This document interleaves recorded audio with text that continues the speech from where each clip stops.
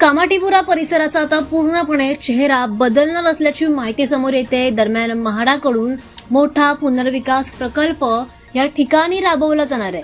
या प्रकल्पाअंतर्गत तब्बल 60 ते 65 मजली उंच इमारती उभारल्या जाणार असल्याची माहिती समोर येते आहे। कामाठीपुरा परिसरामध्ये 65 मजली टॉवर्स उभारले जात आहेत।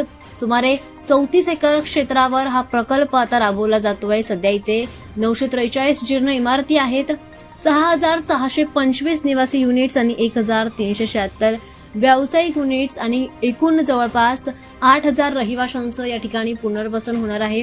प्रत्येक पात्र कुटुंबाला 500 चौरस फुटांचं आधुनिक घर देण्यात येणार असल्याची आता माहिती समोर येते आहे। आणि हा प्रकल्प पूर्ण करण्यासाठी खरं तर 7 वर्षांचा कालावधी लागू शकतो असं म्हटलं जात आहे। टप्प्याटप्प्याने हे काम पूर्ण होईल।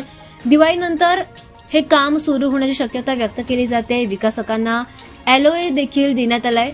या प्रकल्पासाठी भागीरथी हाऊसिंग आणि कामासाठी डेव्हलपर्स यांची निवड सध्या सुरू आहे। पुनर्विकासानंतर तयार होणाऱ्या घरांपैकी काही घरं जी आहेत ती म्हाडाकडे राहणार आहेत, तर त्यापैकी 900 ते 1000 घरं लॉटरीच्या द्वारे विक्रीसाठी देखील उपलब्ध होऊ शकतात असं म्हटलं जात आहे।